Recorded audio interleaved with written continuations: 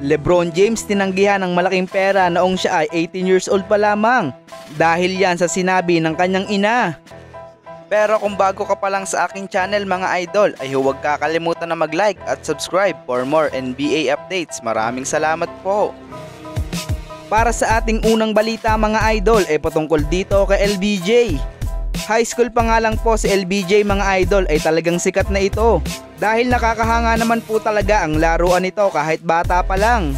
Ilang championship din po ang binigay niya sa kanyang high school team na St. Vincent St. Mary High School. May isang season pa nga doon mga idol na hindi man lang natalo kahit isang beses ang team ni LeBron. Nagpatuloy ang kasikatan at magandang nilalaro ni LBJ hanggang umabot siya sa kanyang senior high school. 18 years old si LeBron James sa mga panahon na ito bago siya pumasok sa NBA. Pero alam nyo ba mga idol, may isang shoe brand na ang pangalan ay Reebok na nag-offer ng $10 million kay LBJ. Malaking pera na po ito noong panahon na yon at kapos din naman sa pera ang pamilya ni LeBron. Kahit kapos nga po sa pera ang pamilya niya ay nagawa pa din niyang tanggihan ang malaking pera na ito. Dahil yan sa sinabi ng kanyang ina na si Gloria James. Ikinuwento ni LBJ sa isang podcast kung bakit niya tinanggihan ang malaking pera na offer ng Reebok. Ayon nga po dito mga idol, 3 kumpanya nga daw po ang nagkaka-interest na maging endorser si LeBron James.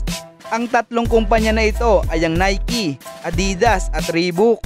Sa Reebok nga po unang nakipag-meeting si LBJ at sinabi nito na muntik na siyang pumirma dito. Pero kinausap muna niya ang kanyang nanay para humingi ng advice. At sinabi naman ng kanyang ina na magtiwala nga daw po itong si LeBron sa kanyang instinct. Dahil kung nag-offer nga daw po sila ng ganitong kalaking pera, ay baka may mas malaki pang offer ang ibang kumpanya. Dahil nga po dyan ay dinecline ni LBJ ang offer ng Reebok at naipag-meeting na sa 2 pang kumpanya na Adidas at Nike. Pabiro pa nga nitong sinabi mga idol na maluha-luha nga daw po siya habang papaalis sila sa kumpanya ng Reebok. Dahil instant money na sana at makakabili na siya ng bahay. Dahil noong mga panahon po kasi na yon ay nangungupahan pa lang sila sa isang apartment sa Akron, Ohio.